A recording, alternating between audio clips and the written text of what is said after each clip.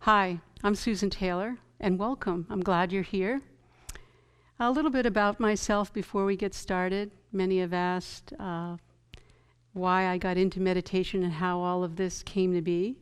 Well, before getting my PhD and doing all my graduate work, I was very privileged, very young age, to be exposed to an ancient Himalayan tradition where I got to learn the science, the real background science called yoga science, and meditation was part of that.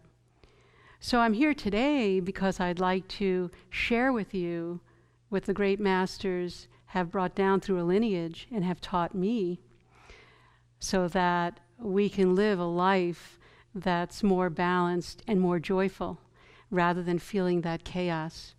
You know, my training started before meditation was popular, but today we see out in the field, it's such a popular item that it seems like every other studio or street corner is talking about meditation.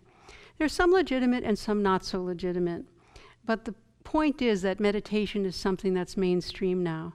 What I'd like to share with you today is some of the concepts behind my training and how I view meditation. Many times people come up to me and say, I need to meditate, I need to decrease my stress. Meditation is not a model to teach you how to deal with stress. In fact, you have to first deal with your lifestyle, and hence, that's why we train people in lifestyle management skills on how to really eat, how to sleep, how to exercise, so that you can bring that aspect of your life to meditation. So it's not you're bringing meditation as a special sweet sauce into your life to handle the chaos.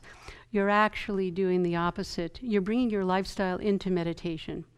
With that concept and that intention in mind, it becomes a sustainable practice, and it also becomes life transforming.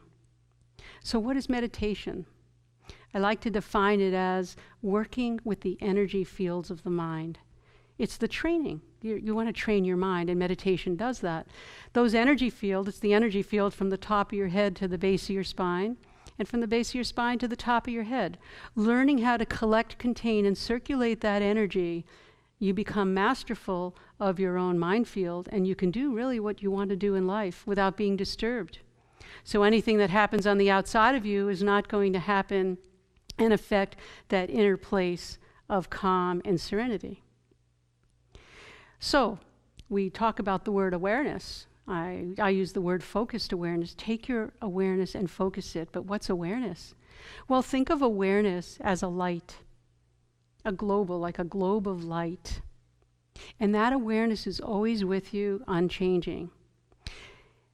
What you focus that light on is what's going to be the manifestation of your body. It's the crystallization of the cellular structure within the body, wherever you put your focus. So if you're focusing that ball of light, your awareness, if you're putting it on joyfulness, contribution to society, happiness, gratefulness, gratitude, you're going to have a different response than if you take that ball and focus on fear, resentment, anger, animosity, or any of the negative things that come up. People also say, well, I want to meditate and empty my mind of all thoughts.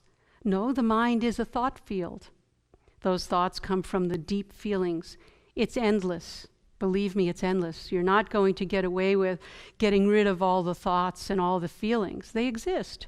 However, by training the awareness, by training with a focused mind, you're able to watch them as if you were watching a movie and not become dragged into the scene. And that's the ultimate of working with the energy of the mind, because I've heard it once said, the energy of the mind is the essence of life. Learning how to master that energy field, by focusing that energy field and being aware of it, you will live a transformative, your life will transform. Now, does it happen instantaneously? No, that brings me to my next step. My next step is, most people are distracted today. People blame technology, but it's not the technology. If you use technology as your master, yes, master, when it beeps, when Facebook beeps or whatever beeps, then yes, it becomes a distraction, but it doesn't have to be. When your mind is trained, you can use technology at your disposal. You can use that technology to work within the world and manifest what you need to manifest. However, there are two reasons why people can't focus. Number one, they're not taught how to focus. And number two, they don't practice. Would you ever sit down and try to play a piano? Let's say something that's already written by either Beethoven, Mozart, Bach, any of those. Would you sit down and try to practice that without having any lessons on how to even do a scale? Or how to finger, using the fingerboard? Probably not. You might play around. I play by ear, so I've played around, but it only goes so far. You need to practice. First you need to learn the skill, and then you need to practice that.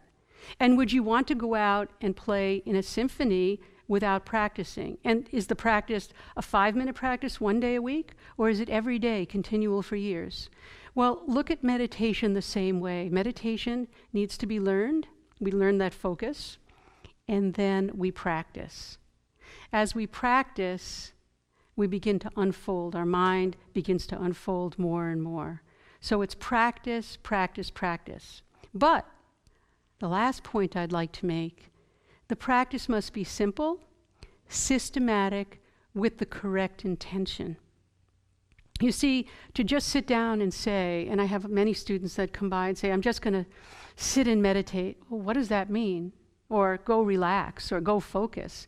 No, you need a systematic way. The reason why, would you ever get up and get dressed for work and then go shower? Absolutely not. Usually there's a systematic plan. You take your clothes off, you go in the water, and then you get dressed for work. Well, you're not just going to go sit down and say meditation. You prepare. You do the seat, diaphragmatic breathing, relaxation, breath awareness, bringing that breath awareness into a more focused concentration. It's systematic. When the mind is in a systematic fashion, you will get the results. When things are just chaotic and haphazard, you won't get results. People get frustrated, and then they drop off after a few weeks, maybe a few months. It's very hard to sustain something, especially when working with the mind. The mind does not want to be kept in a still state. The mind loves to jump around. So we use those techniques of the seat and breath especially, to contain the mind so that we can begin our journey in a systematic fashion.